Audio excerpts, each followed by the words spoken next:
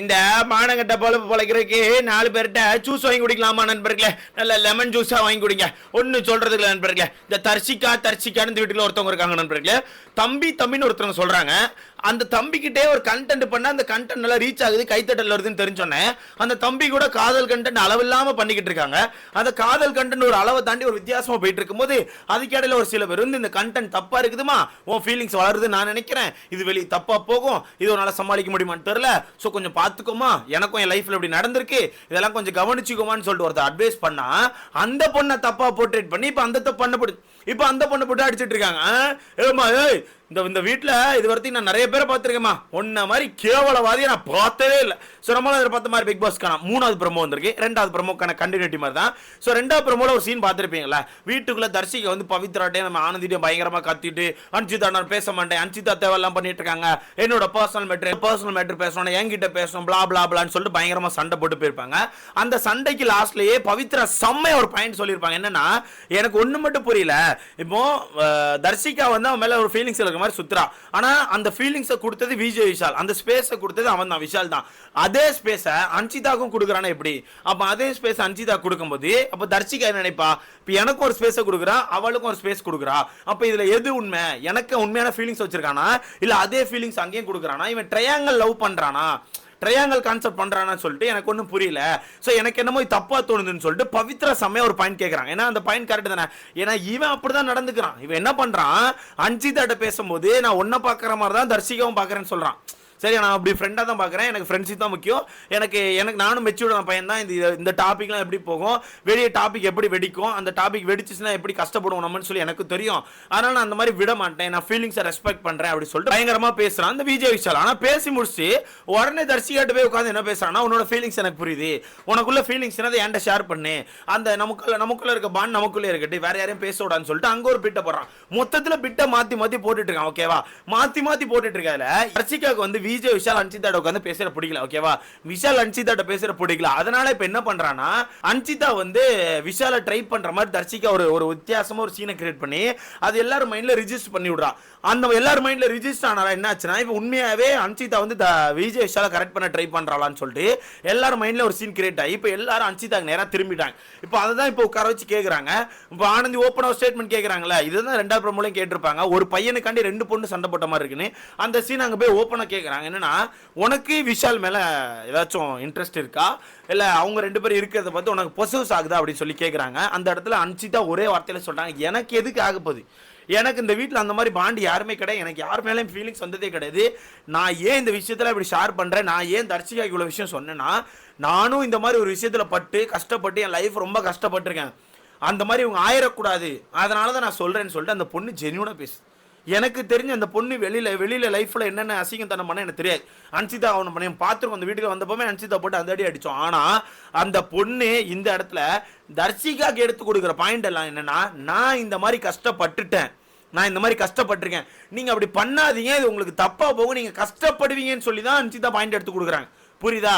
அன்சிதாக்கான பாயிண்டே அதுதான், நீங்க கஷ்டப்படுவீங்க. ஆனா அதை புரிஞ்சிக்காம ஏதோ விஷால் கூட அன்சிதா டிஃப்ரெண்டா இருக்கிற மாதிரியும், அது இப்போ தர்ஷிகாவுக்கு பிடிக்காத மாதிரியும், தர்ஷிகா அதனால ஒரு சீன் கிரியேட் பண்ற மாதிரி தேவையில்லாம ஒரு சீனை கிரியேட் பண்ணி கொண்டு வந்துட்டு இருக்காங்க. ஓகேவா, இந்த இடத்துல பவித்ரா ஓப்பனா கேட்கறாங்க, உண்மையா உனக்கு அந்த ஃபீலிங்ஸ் இருக்கா, அவன் உங்ககிட்ட அந்த ஃபீலிங்ஸ் கொடுக்குறானா, உங்ககிட்ட அவன் எப்படி பேசுறான்னு கேட்கும்போது அன்சிதா ஓப்பன் அந்த இடத்துல சொல்லிட்டாங்க, இல்ல அவன் என்கிட்ட பேசும்போது எனக்கு அவன் மேல ஃபீலிங்ஸ் இல்லைன்னு தான் சொல்லியிருக்கான், என்கிட்ட ஓப்பனாவே சொல்லியிருக்கான், எந்த ஃபீலிங்ஸும் இல்லை, நான் எப்படி உன்னை ஃப்ரெண்டா பாக்குறனோ அதே ஃப்ரெண்டா தான் நான் அவளையும் பாக்குறேன், பட் அவ தான் அந்த ஃபீலிங்ஸை வச்சிருக்கான்னு சொல்லிட்டு விஷால் சொன்னதை இங்கே போட்டு உடச்சிட்டான். ஓகேவா, விஷால் சொன்னதை இங்கே தூக்கி போட்டு உடச்சாச்சு.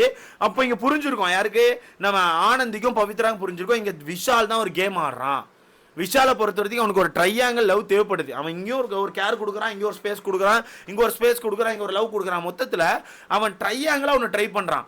அந்த ட்ரையாங்கிள் வந்து ரொம்ப தப்பா போகுதுன்னு சொல்லிட்டு எல்லாரும் கண்டுபிடிச்சனால மட்டுமே இப்போ ஒரு சீன் கிரியேட் ஆயிட்டு இருக்கு. பட் அந்த சீன்ல இருந்து எப்படி தப்பிக்கன்னு தெரியாம தர்ஷிகா என்ன பண்றாங்கன்னா, ஒவ்வொருத்தர கோத்து விட்டுட்டு அவங்க தான் அப்படி பண்றாங்க, நீங்க தான் லைஃப் அழிக்க பாக்குறீங்க, பவித்ரா நீ தான் அப்படி பண்ற, ஆனந்தி நீங்க அப்படி பண்றீங்க, ஜாக்லின் இப்படி பண்றான்னு சொல்லி எல்லாரும் கை காமிக்கிறாங்க. இப்போ இவங்க என்ன பண்றாங்க, எல்லாருமே கை காமிக்கிறாங்க இந்த வீட்டுக்குள்ள.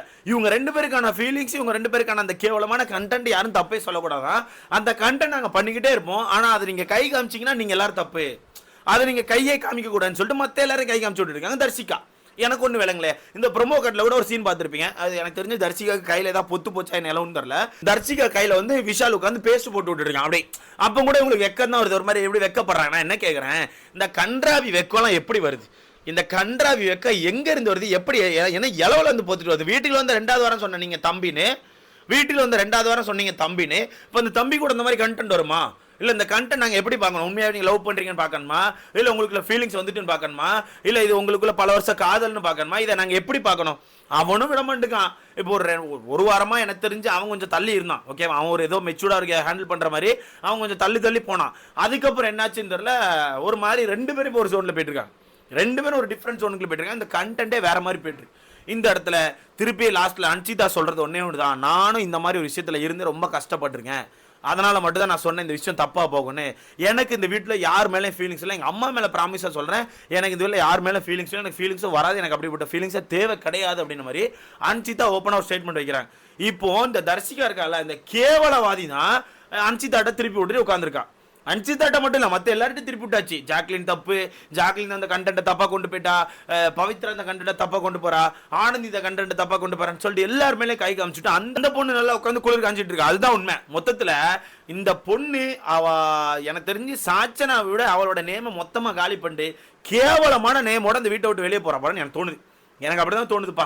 ஏன்னா போன வாரம் போக வேண்டியது, போன வாரம் போகாம உள்ள வச்சதுக்கான காரணம் இதுதான், இந்த லவ் கண்டென்ட் தான். கரெக்டா அந்த லவ் கண்டென்ட் வருது, அந்த கன்றாவி கண்டென்ட் வந்துகிட்டே இருக்கு. இப்போ தர்ஷிகா என்ன நினைக்கிறாங்கன்னா, உங்க காதல் புனிதமான காதல் மாதிரியும், அந்த காதல் இந்த வீட்டுல இருக்க முக்கால்வாசி பேர் அப்படி கவுத்தோட ட்ரை பண்ற மாதிரியும், அந்த கண்டென்ட் இந்த வீட்டுல வரக்கூடாது அப்படின்னு சொல்லிட்டு எல்லாரும் பிளாக் பண்ற மாதிரி நினைச்சிட்டு இருக்காங்க. எனக்கு ஒரு சிம்பிளா ஒரு டவுட்டுங்க, மேபி 2 வாரம் யாருமே எதுவுமே பண்ணலன்னு சொல்லிட்டாங்களே, இவங்களை பார்த்து நீ எதுவுமே பண்ணல, நீ வெளியே பெருசா தெரியலன்னு சொல்லிட்டாங்களே, அதனால மேபி சரி இந்த மாதிரியாச்சும் ஒரு கண்டென்ட் பண்ணுவோம். இங்க ஒருத்தன் இருக்கான், அவன் வேற நம்ம மேல ஒரு மாதிரி பார்த்து சுத்திட்டு இருக்கான், நம்மளும் ஒரு மாதிரி பார்த்து தடவை சுத்திட்டு இருக்கோம், பேசாம இவங்களோட சேர்ந்து ஒரு கண்டென்ட் பண்ணி வெளியே தெரிஞ்சிடும் சொல்லிட்டு யோசிச்சாங்கன்னு நினைக்கிறேன். அதை தான் பண்றேன். இவங்க டாஸ்க் பீஸ்ட் இல்ல, காதல் பீஸ்ட். காதல் வெறி பிடிச்சி சுத்துறாங்க. அப்படியே காதல் அப்படிங்கிற வெறி பிடிச்சி சுத்துறாங்க. மொத்தத்தில் இவங்க காதல் வெறிக்கு பலியாகிறது என்னமோ வீட்டுக்குள்ள இருக்க முக்கால்வாசி பேர் தான். மக்கள் இதை உஷாரா பார்ப்பீங்கன்னு நான் நம்புறேன். மக்கள் கண்டிப்பா உஷாரா பார்க்கணும். இந்த இடத்துல எங்கேயுமே அன்சிதாக்கு அஃபர் வரல. நிறைய பேர் தேவையில்லாம கமெண்ட் போட்டுட்டு இருக்கீங்க ப்ரோ, அன்சிதாக்கு வந்து விஷால் மேல அஃபர். அது அந்த ஸ்கூல் டாஸ்க்ல சும்மா ஒரு கண்டென்ட் பண்ணாங்க. இப்படியே ஸ்கூல் டாஸ்க்ல வந்து விஷாலோட லவ்வரா தர்ஷிகாவும் விஷால ஒன் சைடா லவ் பண்ற ஒரு ரக்கட் கேலா நம்ம அன்சிதா பண்ணாங்க. ஆனா அது அதோட முடிஞ்சு போச்சு. அதை ஒரு ஃப்ரெண்ட் ஜோன்ல பண்ணாங்க. அது அதுக்கப்புறம் முடிஞ்சு அப்படியே வெளியே வந்துட்டாங்க. அதுக்கப்புறம் சுத்தமா எதுவுமே கனெக்ட் இல்லை. பட் இந்த ஒரு ஜோன் தப்பா போகுது மட்டும்தான் அன்சிதா போராடுறாங்க. எனக்கு தெரிஞ்சு இதுக்கப்புறம் அன்சிதாவும் போராட போறது இல்ல, அவங்க பேர் என்ன பவித்ராவும் போராட போறது இல்ல. ஏன்னா கடைசியில ஆனந்தே ஒரு பாயிண்ட் சொல்லிட்டாங்க, அவன் பேப்பர் பண்றது, அவன் ஒரு விஷயங்கள்லாம் பண்றான் யாருக்கு, தர்ஷிகாக்கு. அந்த விஷயங்கள்லாம் தர்ஷிகாக்கு ரொம்ப பிடிக்குது. அதை விட்டு அவளால் வெளியே வர முடியல. அவள் அடிக்ட் ஆயிட்டா அந்த விஷயத்துக்கு. அவளுக்கு அதுதான் பிடிச்சிருக்கு, அவளுக்கு அதுதான் வேணும் அப்படிங்கிறான். புரியுதா? யார் இப்ப வெறி பிடிச்சுத்துறான், அதான் காதல் வெறி. யார் இப்ப அந்த காதல் வெறி பிடிச்சுத்துறான்னு புரியுதா? அதுதான் தர்ஷிகா. காதல் வெறி தலைக்கு ஏறி ஒரு மாதிரி சுத்திட்டு இருக்காங்க. இது எங்க போய் முடிவு பண்ணி எனக்கு தெரியல. இதுல பெரிய லெவல்ல மாட்டி மொத்தமா கேவலப்பட போறது தர்ஷிகாவும் விஷால் மட்டும்தான். ஏன்னா விஷால் பெரிய மன்மத இது நினைச்சிட்டு சுத்திட்டு இருக்காரு. அவர் எங்கனாலும் கை போடுவார், எங்கனாலும் அப்படியே பேசுவார். அவர் எங்க வேணா பேசுவார், எங்க வேணா அப்படியே ஃப்ளோட் பண்ணுவார். எல்லாரும் மயங்கிடுவாங்கன்னு நினைச்சிட்டு இவர் சௌந்தர்யா தான் ட்ரை பண்ணார் ஃபர்ஸ்ட். ரயான் வந்தோடனே சௌந்தர்யா டாபிக் விட்டு வெளியே வந்து இப்போ இங்க சுத்திட்டு இருக்காரு.